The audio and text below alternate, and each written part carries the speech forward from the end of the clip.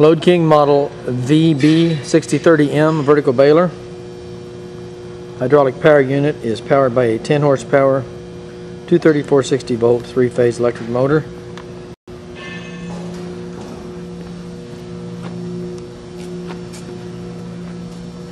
Operator controls, starter control transformer, and the motor for the hydraulic power pack.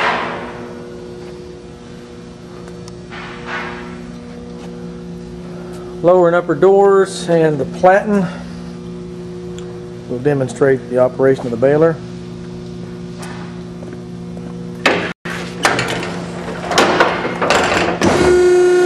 Upper door must be shut.